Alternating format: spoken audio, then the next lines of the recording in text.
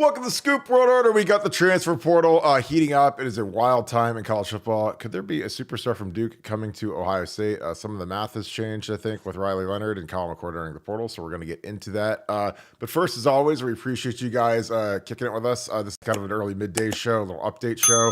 We'll do the same full show tonight, so get tuned in for that. If you enjoy this content, please leave us a like, click subscribe, also click the little alert bell.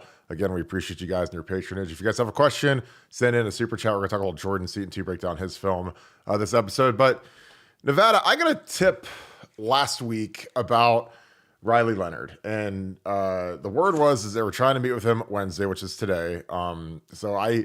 Again, a lot of the math has changed on everything since Kyle McCord formally entered the transfer portal. Because again, I think if you're Riley Leonard or you're a lot of these guys, you want to go somewhere where there's no competition. Obviously, Notre Dame, Sam Hartman's gone. So they're going to, slide him right in. But this guy is a monster, and he is an incredible player.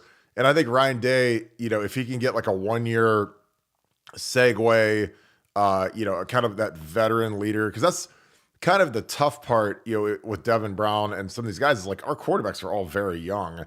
This guy's not young. This guy's this guy's an old head, a guy that could be a leader. He'd be a captain for sure. Kind of feels like a Russell Wilson type thing at Wisconsin in 2011.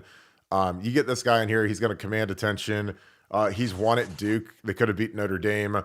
Obviously, a lot of people are projecting him to Notre Dame, but I just, for the life of me, I can't understand why, if you're a quarterback who wants to play in the National Football League, why would you pick Notre Dame's infrastructure where they've lost every receiver? They're not sure who their offensive coordinator is going to be. Versus Ohio State, where you've got Ryan Day, Innis Tate, JJ Smith, O-line's coming back. Notre Dame loses their superstar left tackle, Joe Alt, as well. But your thoughts on him? Because I know you love this kid. I love this kid. He's a competitor. He's tough as nails. But your thoughts on Riley Leonard? Well, it's funny because I got a call, this morning from a helping technician, and he mentioned that this was a name that was kind of bouncing around. And I know that you had mentioned him last week, and I hadn't really given him a lot of attention just because I've had him penciled in to Notre Dame. And that might be where he ends up. I know he's there the next couple of days. But according to helping technician, Ohio State's trying to get him in. And you just wonder what the calculus is, with the Kyle McCord decision. Is Riley Leonard less of an NIL kid than, say, a Cam Ward or a Dante Moore? Is he a guy that is willing to come in and compete for the job and is supposed to be guaranteed the job? I mean, there's a lot of different elements that kind of go in there because, with Devin Brown kind of given the Herman Cortez, we're burning the ships and we're and I'm no turning back. I'm here. I'm at Ohio State. Tweet last night. You just wonder how this all plays together. So it certainly seems like it's a name worthy of paying attention to. Given the crazy, it's been a crazy portal season. I know Riley Leonard's numbers were not gaudy. I think he only had 3 passing TDs last year, but he's a good player. I mean, he's a good player and does a lot of. He just seems like a classic college quarterback that can kind of move the chains, do all a lot of little things well, and do things. But it'll be interesting to see if he gets out of Notre Dame without committing, because at some point these guys have got to jump on board and declare where they're going, because only one guy's going to get these positions. I know Notre Dame's going to be pushing him hard for it. It'll be interesting to see if he swings by Ohio State right after that. Yeah, I think you got to do your diligence, but it's like musical chairs. It's just like kind of in recruiting where once the spot's taken, it's taken. Once Dylan Gabriel goes to Oregon, they're not in the market for 2 transfer quarterbacks that you got to pay each $1 million or $2 million to. So I think this is a really intriguing option. Obviously, Cam Ward is the guy that I think we're gonna get, but I mean, I would take this guy over Cam Ward every day of the week just because I like the veteran, the leadership. I think he's more productive. I think he's a tough dude. I mean, you watch these guys play Notre Dame, and Mike Elko is a really tough guy. Got the job at A&M. They gave Notre Dame all they wanted, and Notre Dame, obviously, we beat them by, a hair at the very end of the game, on a play where they only had 10 guys on the field. But this kid's a difference maker. And again, I think that, when you look at his skill set, I mean, it just, you watch these guys play for teams like Duke, and Duke's got actually a pretty decent offensive line, but, this guy can rip it. And you just imagine what would he do if he had Ohio State level receivers, Ohio State level talent. You're here again. I don't want to talk too much about the read option, but watching this guy run, and that's against the U. That's against guys that are fast. That's not against like some rink dink team. But I love his ability, and again I think it's important to get a veteran quarterback. I think Devin Brown obviously kind of set the tone last night with burning the boats and the core testing, which I love because again, Devin Brown's mentality is I have to own this team this month and I have to own this bowl game. I have to dominate this bowl game. We went from being a 6.5 point favorite when the game was announced to we're an underdog now by a point. So people don't have a lot of faith in Devin Brown. They don't have a lot of faith in who's going to be playing. I thought 6.5 points was pretty rich, honestly, given the fact that we're going to likely have people sit out the game.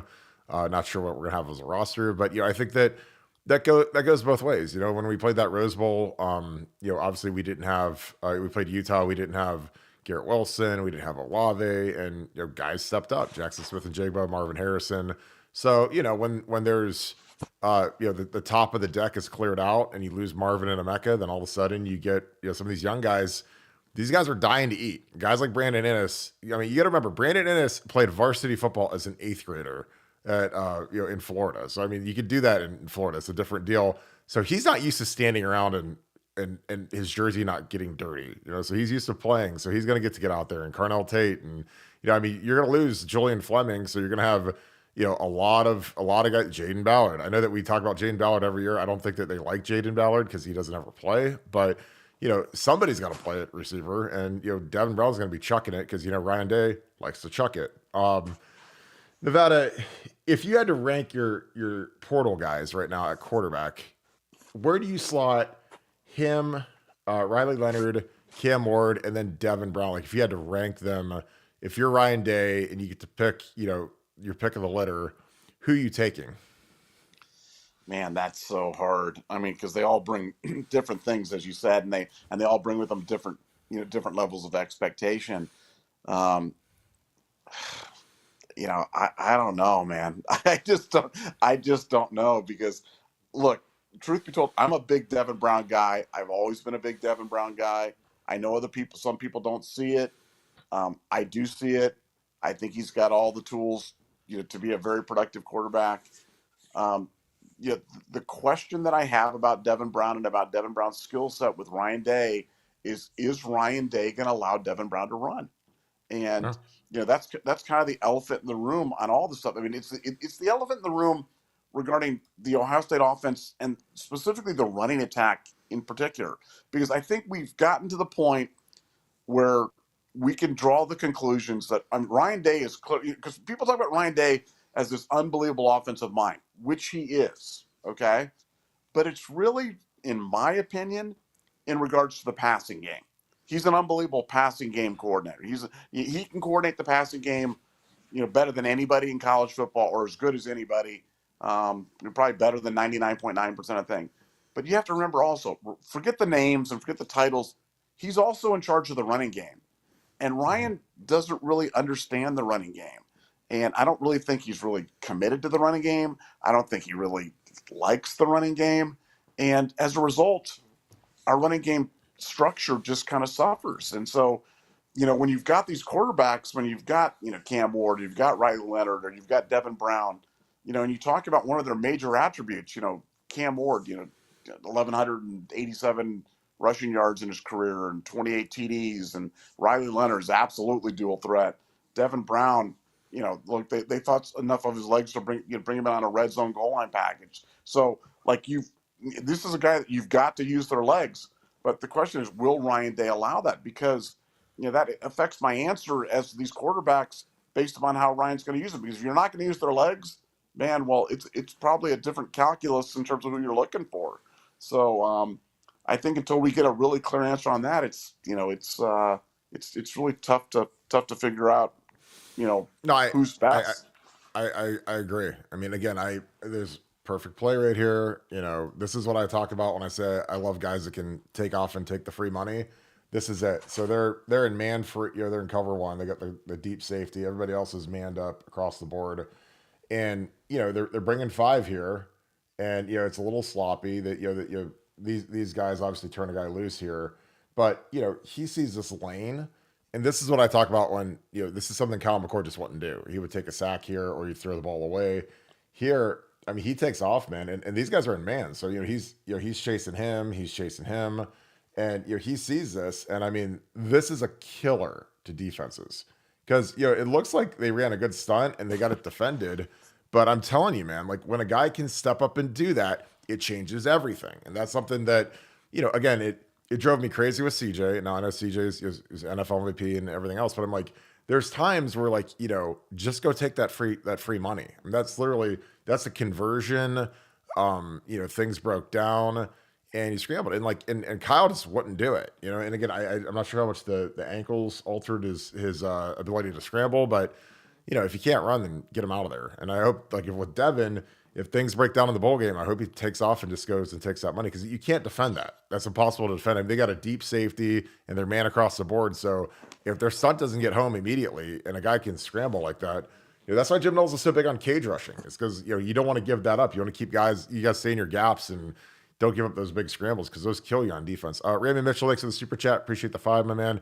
Call me crazy, but I'm okay with a full offseason of Devin and Lincoln developing and bringing along here Nolan for the future. Don't need a transfer.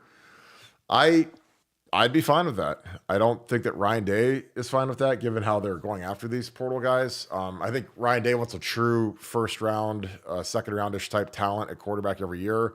And he's not going to wait around to develop guys. Again, like when he went after Drake May last year, I was like, wow. It said a lot to me about what he thought he had in the room with Kyle McCord and Devin Brown. Like, I'm sure that he thought they could get there eventually, but they weren't there.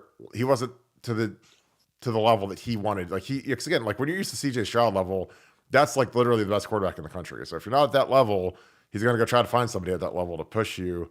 Because again, like the Drake May thing blew my mind last year, that we were going after him, given the fact that he's a Carolina guy, his parents are Carolina people. I mean, it's very difficult to pull him, but they wanted an upgrade in that room. I mean, the thing about Ryan, you can say whatever you want about him, he is ultra aggressive at upgrading the quarterback room, and that's why I think we're going to get a transfer. I think that he wants competition between Devin Brown. I don't think Lincoln's ready. Air certainly isn't ready as a a guy that's going to get here in 20 days or whatever in January. But I think Ryan's going to really push it. Nevada, what are your thoughts on that? Would you be fine with the room just being as is? No, I don't think I don't think I would. Although I got to say, that thought has crossed my mind a bit over the past 24 hours. Is that kind of the direction that they're going to go? But so much of it depends upon how Devin does, in the bowl practice. So much of that, depends on how he does in the bowl game. But you also remember, I mean, Devin got hurt in limited action last year. On that goal line play against Penn State where they twisted his ankle and tweaked it. So, do you really want to be in a situation where you're, going to Lincoln, right away in a situation with the quarterback that's already been hurt?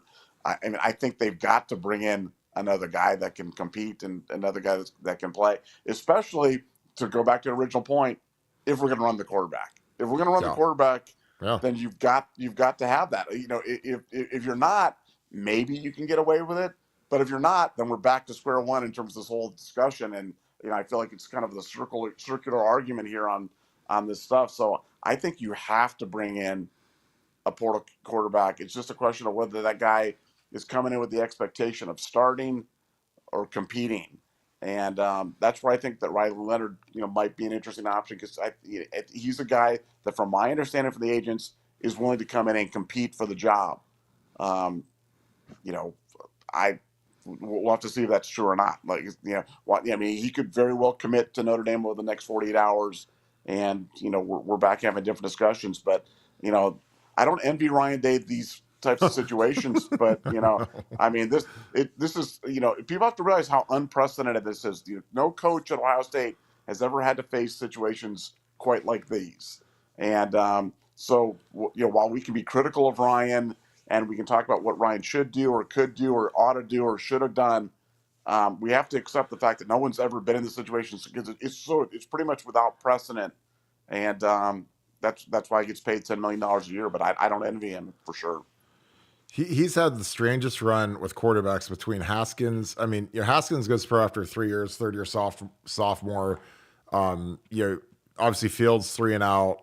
I mean, we've never had turnover like this at quarterback. I mean, we've never had quarterbacks this good, this draft ready. These guys are all top 20 picks, and I mean, so he's getting used to it now with his portal. I mean, how many teams in history have had a guy go 11-1 and portal? I don't know if that's ever happened before. I mean, you go 11-1 and you take off. Like, it's just it's been a long, strange trip. Like you said, I don't have to Ryan at all because he's got to figure out, there's all these dynamics to bringing in kids and bringing in a kid who's a 5th or 6th year guy versus a kid who's a 1st year guy like Dante Moore. Like, does that clear the deck out? If you're being Dante Moore, and does all of a sudden everybody else leaves? I mean, so that's like, it's just fascinating. I mean, like I said, I love it for what we do because there's never a dull moment. But I think that this is the kid. I mean, he'd be my top guy over Cam, but I think that this guy's, almost certainly going to Notre Dame. But I don't understand why you would pick Notre Dame over Ohio State. That's the thing I can't get over because we return more on the offensive line. Notre Dame is losing their left tackle, and they're one good interior guys in the portal too. So something's up at Notre Dame. They had a lot of guys hit the portal. It's kind of a weird circumstance right now. D Sonny, thanks for the 10. I appreciate you, man. Good. Kirk, before we get to D Sonny's thing, let me tell you what's up at Notre Dame. Marcus Freeman can't coach. Okay, so I said that when he got the job. Not trying to be Mr. Mean. Love him as a Buckeye. Appreciate everything they did, but he was not ready to be the Notre Dame coach. No. And I think he's over his skis. And what you're seeing is a real-time implosion of this once proud program because they went out and just panicked and got a guy and that was not ready to do the job. So that's my position on what's going on at Notre Dame right now. But let's get to D Sonny. Yeah, and I again, like, if I'm a quarterback, man, I mean, if I was him, I'd be looking at A&M. If I'm this guy, and your head coach just went there. So, but again, he's whatever. D Sonny, appreciate you. Thanks for the 10. The NIL talk. Can you tell us about what it's like being a 6 or 7 figure booster? What kind of access or perks do they get? Do they love the program that much? Well, Nevada, you can take this one first if you'd like, or I can get it cranked up. Go ahead. What's it like being a 6 or 7 figure booster? Well, let me tell you, at Ohio State, it's not as good. It's not as good as you think, man. I'm just telling you. Like, our family has been big boosters to UCLA and to Ohio State. So I've only got experience with 2 different schools, that we've been kind of involved with. And let me tell you, at UCLA, they just could not do enough for us. Just like they whatever I want to this day, I can call UCLA and they just want. And I tell you, it used to be that way at Ohio State too. When under Andy Geiger, it used to be that way under Ohio State.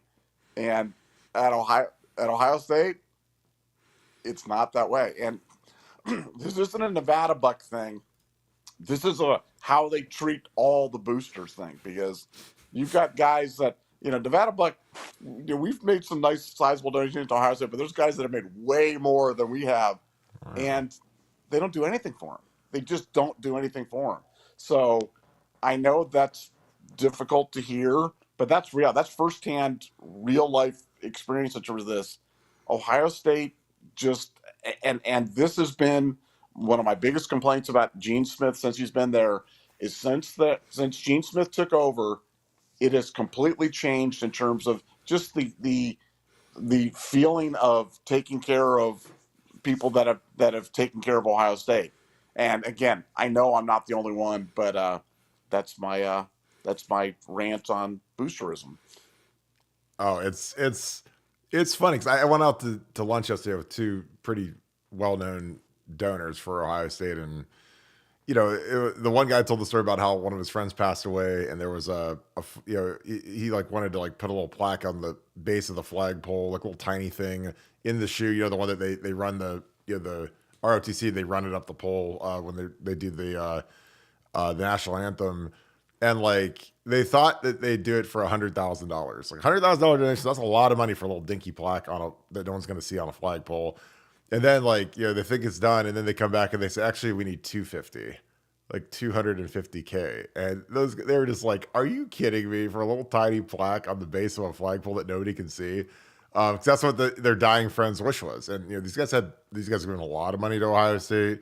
They're very well known guys, and again, that's not a Nevada Buck thing. It's not a Kirk Barton thing. It just they just roll their eyes because it just makes no sense. I had a guy gave $5 million, and he came back for his first game, and like they didn't even pick him up at the airport. They didn't take him out to dinner. They didn't do anything. And I was mortified because I was like, holy cow! Like, what do you guys like?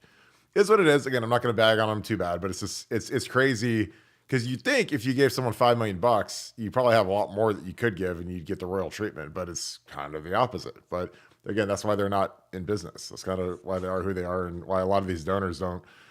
They're not ponying up like they probably should. TK, thank you for the 5. Is the FBI still at Nevada? Have you heard? We actually are going to do a Michigan thing tonight because we got a bunch of new info on tonight's show. Is the FBI still at Michigan? Yes. Ongoing investigation, and there's just been a big I'll call it a data share between the NCAA and the Big Ten in the last 24 hours, which is kind of further implicating a prominent Michigan staff member. So we'll get into that tonight. But yeah, for Michigan fans, if you're Michigan fans out there going, oh, it's gone on, we won, everybody's forgotten about this. This doesn't matter anymore. No.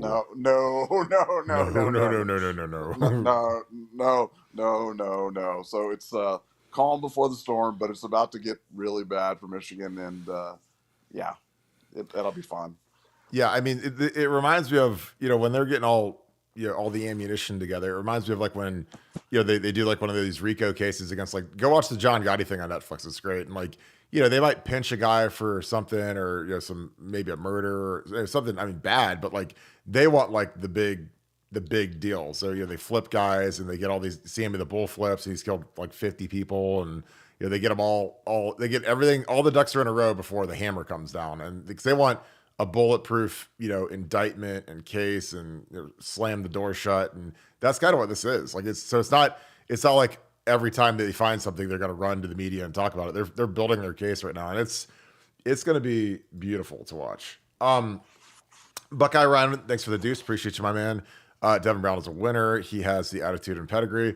I liked the burn the boats thing last night. If you guys are on Twitter, he put up a little photo of burning the boats. That's always kind of a mantra that a lot of teams have, a lot of players have. I think it's good to show that kind of that attitude, that moxie, because like there's a lot of people counting Ohio State out right now. There's a lot of people thinking that the Buckeyes are we went from underdogs. Again, I like us being underdogs. I think that there's a lot of guys on that team that are doubted. There's a lot of guys that are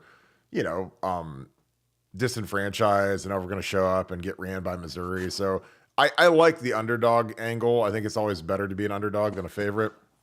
Nevada, do you agree with the Devin Brown being a winner? Because again, I love Devin Brown. I think that he's got a lot of upside. He's got a ton at stake. But what are your thoughts on that? Well, if you remember back at the beginning of the year, Nevada Buck said Kyle McCord would take the first snap of the 2023 season, but Devin Brown would end up taking the last snap. So that turned out to be prophetic. In kind of an unintentional way. But look, I like Devin Brown. I think Devin Brown can do some different things. I think the only person that can stop Devin Brown is Ryan Day, and I just hope that Ryan realizes that this is a bowl game. This isn't the Michigan game up in Ann Arbor. We don't need to be tight. Let's go out and have some fun. Let's run Devin. Let's have him go crazy. Let's have a package for Lincoln. Let's give Lincoln the Devin package, and let's just go. Let's just let her rip Tater Chip, and let's just go. And I think if he does that, I think Devin Brown can do some terrific things. I just like Devin Brown's energy. I like his juice. I know people hate those little intangible things, those little buzzwords, but this kid has it. I mean, he just has it, and he'll make mistakes. I'm sure he'll make some bad plays, no doubt about it. But he'll move the chains, and he'll get the guys fired up, and he'll get them out there going. There will be no question about who is the who's the alpha dog or who's the team leader on the team, because it's definitely Devin's a holler guy. He's an A+ athlete, and he's a guy that can lead this Ohio State team. And I love Ohio State in a spot as an underdog. So yeah, no, I like that a lot. Yeah, and also, you look at I mean, On3's rankings are kind of hilarious because, like, if someone commits to Ohio State, they go up like 100 spots. But, I mean, he was literally their number one guy in the class. So, I mean, that's what they thought of him. Obviously, he committed to Ohio State, so that had a big impact on that. But, like I said, I love the kid's game. I'm really excited to see what he does this bowl prep. I know last week when they had like kind of they had like a workout, it was like a light workout, he shredded the defense. I mean, he was out there on a mission, and had a guy say, if he would have played like that all year, he would have been the starter, and Kyle would have never played. But so I think he's locked in, and that was a really, really good tip that I got. And again, I think that now that it's his team, it's a whole different level of focus and preparation, and he's got a shot to. Like I said, this is like the NIL lottery for these guys. If these guys go out and whoop Missouri and set the tone, I mean, those bowl games carry weight in the preseason polls. They carry weight in the preseason award watch list. So he's got a lot at stake. Old Ben, appreciate you. Thank you for the 10, my man. Ryan should not go after a project, quote unquote, like Dante Moore. I agree. Then you have a room of 4 projects that does nothing for OSU. We need a guy ready and develop in the background the other guys that we have. I agree. I think that's why they really are cool on Dante Moore. Dante Moore is a guy that wanted to come to Ohio State last year. We turned him down. Again, like I think that there was a thing with Dylan Raiola where he did not want us to take a 5-star in last year's class. So we took Lincoln. We started with Brock Glenn, then we moved to Lincoln. But there was kind of an agreement between Ryan Day and the Raiolas that we're not going to take a superstar this year because you're the superstar, and we're kind of setting the runway for you to take over and play early and blah blah blah, whatever. So we saw how that worked out. We ended up with Aaron Nolan, who might end up being better than Dylan, but that's just kind of what it was. And I know that they did not like Dante Moore, the Raiolas didn't. So I don't think that I think that they had a little bit too much influence there. Joe Payne, thanks for the deuce. We need to unleash the animal, James Laurinaitis. I agree. Again, Ryan extended Parker Fleming. I have no idea why. I don't know what the bidding wars were for his services, but we obviously set the entire. It's like someone bidding against themselves. But James needs to be on the road right now to get Kingston, Vialamu Asu, and also there's some other guys that are big time guys he's going after still. Your thoughts, Nevada? I know what you're going to say. I don't even need to really ask, but with James. Hey, forget James. Parker Fleming was out there locking down our long snapper the other day.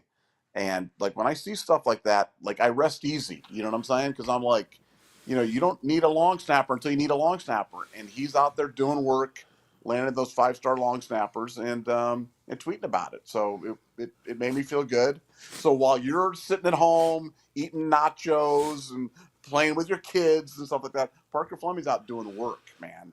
All right, so you stop with your criticisms there, Mr. Man. Parker Fleming is on the case. If there's ever a position that you should literally be doing a portal, it's a long snapper. I mean, you can watch film of a long snapper and just snag a guy. I would never take a guy out of high school as a long snapper. Jason Williard, appreciate you, my man. Thank you for the 10. Love your show. Been watching Scoop and Menace, crushing it. Can you tell the backgrounds of how you hooked with Nevada Buck? You two are awesome. Keep it up. This is a hilarious story. So I actually had my my ex-wife's father, so my ex-father-in-law, asked me one day when I was working at Ohio State. This is when I was kind of on my way out. Do you know who Nevada Buck is? And I was like, what is a Nevada Buck? I have no idea what you're talking about. And he's like, he's this guy that knows everything that goes on. And I was like, I don't know what Nevada Buck is. I've never heard of a Nevada Buck, whatever. So he was in the message board thing. And I was never really on a message board. I didn't know anything about a message board. But he was like, what's a Nevada Buck? So then as I got out of coaching in 2012, I started to, write an article for Buckeye Sports Bulletin, and they had a website, and it was the Rivals site. Or Scout, was it Scout? I don't, it was one of the sites. So they gave me a username to log on there, and Nevada Buck was on there.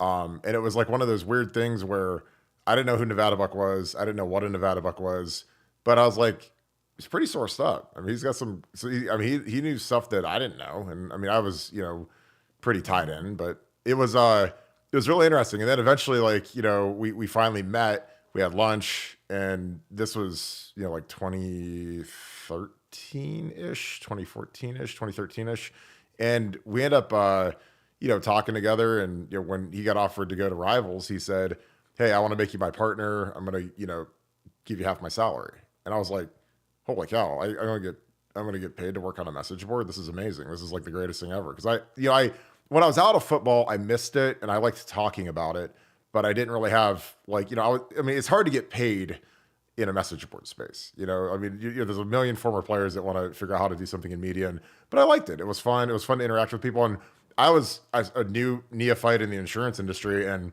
I was trying to get clients and meet people. And sure as could be, I got like three of my biggest clients in the insurance game from a message board, from the Ohio State message board, because there's some really rich, affluent people that like to read these message boards. And guys wanted to like say, "Hey, I'd love to work with you and help you and whatever." And I was like, "This is amazing." So it all worked out, and the rest is history. And now we are business partners, and we run the best Ohio State website in existence. So is that kind of how you remember it, Nevada? Yeah, no, that's pretty much it. Yeah. It's been a fun ride. It's been a fun ride. Um, but this show has definitely been the best. We never podcasted for years. We didn't even know what a No. podcast was, No. and so honestly, we didn't even know. And so now we're doing it, and we're having a ball. And this is the best part of my day is hanging out with you guys. So let's go.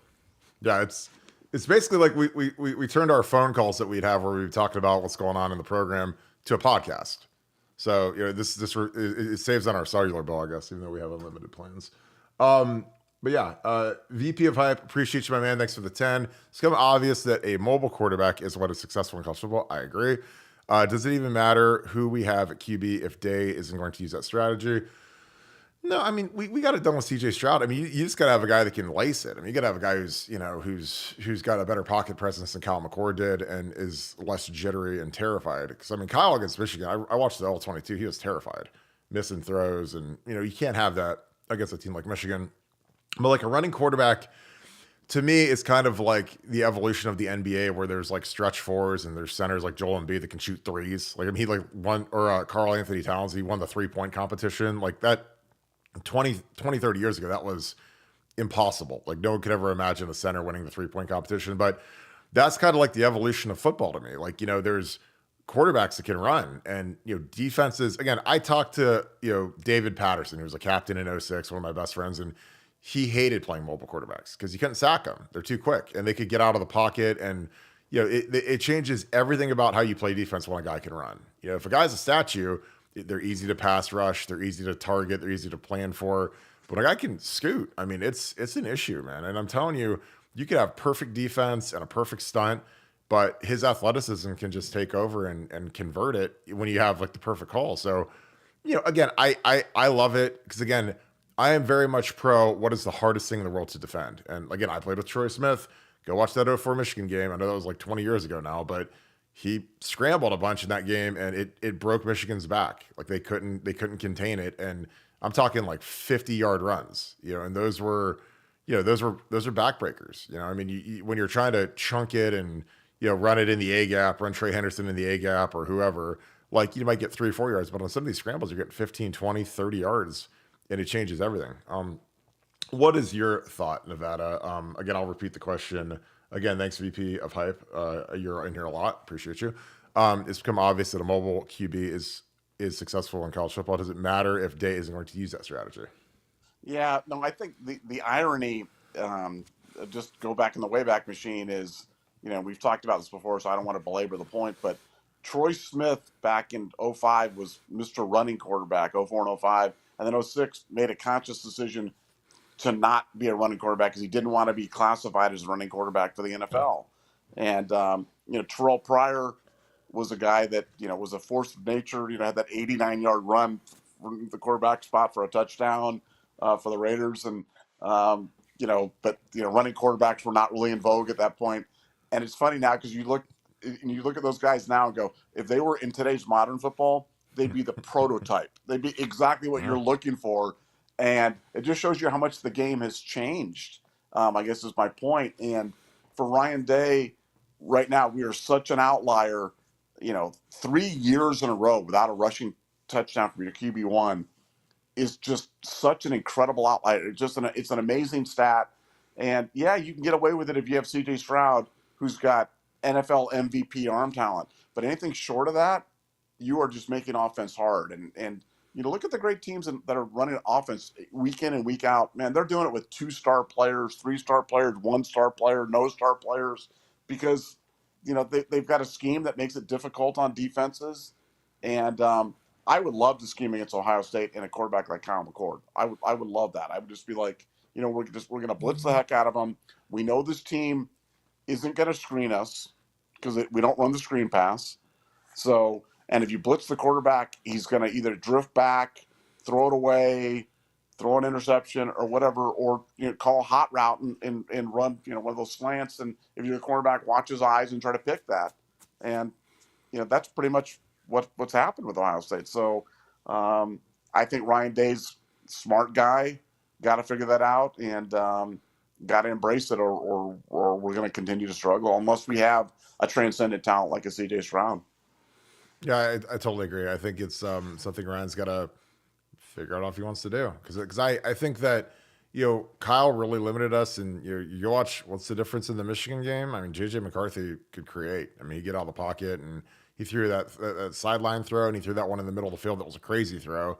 And you're just like, whoa, like that's those are the things that kill you on defense because you can't defend that. Like you can't say, well, if he scrambles out to the right and then he throws it on the sideline and the receivers, if your receivers are used to it and they run the scramble drill right, like that's hard to defend. I mean, you got to cover a guy for 12 seconds or whatever, and that's impossible for pretty much anybody to do. Great question though. Amos Paint and Restoration, appreciate you, brother. Thank you for the 5. Nevada called it at the start of the year. McCord will take the first half season. DB will take the last. Hey, I mean, I don't know if that's getting enough run. The fact that you said that, because I remember you saying that, and that was, I mean, a lot of people are like, well, no, I don't know. Devin Brown, didn't have he had his 8 snaps in a game, and he didn't look good. And I'm like, well, yeah, he's playing 8 snaps or 10 snaps or whatever. It's like it's hard to look good and be confident when you're going to get the hook. But your thoughts on that, Nevada? Because that deserves a little victory lap, a little victory cardio. Yeah, it didn't happen exactly the way that I thought it would, but I just like Devin Brown. I've always liked Devin Brown. I like Devin Brown in the spring. I like Devin Brown in the fall. I know Ohio State, it was a close call, man. It was a close call. And I'm not saying Devin Brown should have gotten the job, but it was close. And a lot of people felt that he had done enough to merit some serious playing time. So I found the Indiana game where they didn't play him at all. I found that weird. That was another thing where Ryan just hasn't done a very good job of bringing in the backups, bringing in other guys, giving guys a chance to do. Because you said you throw somebody in there, you give them 8 plays, 6 of them are design runs, and you're trying so hard to do something, you're forcing it, you're not playing the game in the normal stretch, and I just think it makes the quarterback, it makes it tough on him. But Devin's going to get a chance against Missouri, man. It's going to. I'm so excited for this Missouri game and Devin Brown to see what he can do. Because I know he's going to screw up, and I know he'll make some mistakes, but he'll make some plays too, and it'll be fun to watch. Yeah, I mean, there's going to be some hungry guys out there, man. These guys, everybody wants to play. Nobody wants to sit, and you're going to have some guys that haven't played a lot that are going to be, starting and in significant roles. And I think it makes the game really exciting, honestly. I mean, because you're going to have guys that are trying to basically, win their starting spot in bowl prep and one game. Again, bowl practice is like another fall camp. I mean, this is really a time where it's very heavy. Again, the practices in football are not all the same. In-season practices, they're tough, but they're not as tough as camp, and they're especially not as tough as spring ball. But when you do these bowl practices, man, you really got to evaluate the bottom of your roster. You got to see the guys that potentially could portal out, see what they can do. Like I said, you want to get some of these guys in higher huddles, like take some of the guys from the 3s, put them with the 2s, some of the guys with 2s, put them with the 1s, and really start to kind of formulate your team for next year. Because a guy like Matt Jones is gone. You got to figure out who's going to be the right guard. I think it's going to be Josh Fryer. I think he's going to bump into guard. I think he wants to play guard. Then you got to figure out who's going to be right tackle. Is it Luke Montgomery? Is it Tigra? Is it George Fitzpatrick? I mean, you've got a bunch of guys that, they've been sitting around for 2 years and they're ready to go. I mean, some of these guys, I mean, you get into year 3 and you're not in the 2 deep, or you're not in the mix to start, like it's time to probably move on. And I think that that's going to be really important for these guys because, like, I mean, Caden Curry's going to be a third year guy. I mean, you got to get good looks at him. Kenyatta, there were some rumors about Kenyatta, the last month or so. So, you got to see what these guys got because if our two ends declare, man, it's going to be Kenyatta and Caden Curry show. And you probably got to go to the portal and try to find something to play with those guys. Well, Nevada, this is a good show. We'll wrap this thing up. Appreciate a little midday update. Glad you guys enjoyed it as we wrap this thing up. Any final thoughts, Nevada? My final thoughts are, if you haven't seen the SEC shorts, the latest one on the selection, the Florida State passing on Florida State, make a point. Google it. It's on our board. There's a link on it on the board. It is one of the funniest things. It's one of the funniest 4 minutes that you'll ever spend. They have some nice Cardell Jones references and in reference to teams winning with a backup quarterback and stuff. Absolutely hysterical SEC shorts, 4 minutes of just nonstop comedy, and it was well worth the view. And we got Old Ben coming in with a final super chat. I don't think he'll get roasted. Old Ben, I appreciate the 10. Thank you, brother. I may get roasted for this, but I truly feel the starting squad, Ennis, Carnell, Jelani, Rogers, all in, it's all just more talented as compared to the ones we started all year. I don't think you get roasted for that. I mean, again, the biggest thing is they're just young. I mean, they're all freshmen. They're all 18 years old. So, I mean, Marvin as a freshman, was, in his bowl game, 3 touchdowns and scorched Utah. So, these guys now at skill positions are more developed than they ever have been because guys like Carnell and Ennis and Jelani, they play 7-on-7 football. So you play 7-on-7 football like that. That is literally year round. Like the South Florida Express has tryouts like next week in Florida. So I mean, it is a year round. And I mean, you're playing like SEC cornerbacks in these tournaments, and 7-on-7 is not for the faint of heart. I mean, you're out there man on man versus JJ Smith, or if you're a corner, you're playing the best players in the country. So, I think these guys are a lot more ready than they would have been 15, 20 years ago before 7-on-7 became this explosive, booming industry that it is now. I'm excited. Again, Ennis got that ball against Purdue, and he knew what to do with it. I mean, he wasn't scared. I mean, these guys, like I said, Brandon Ennis has played varsity football, started varsity football as an 8th grader. Like, think about that. Some of you guys have played high school football. That's insane. I didn't start until my junior year of high school. So, he had 3 years of experience before I ever started a game. So it's insane how ready these guys are. And again, they want to go to the league in 3 years. These receivers want to be on that 3-and-out track, like all the good ones are right now, like Marvin, like, JSN, like Garrett, like Olave. So this is the time to do it. Emeka. So they can, again, if you want to go win that spot, go win it right now. Go win it starting Friday at practice. What are your thoughts on that? Could that core be more talented? Because, I mean, I don't think anyone would question that Jelani is likely more talented than Cade, but Cade is just such an incredible worker, and he's just a tough, guy. He'll play in the NFL for 10 years at least. Go ahead.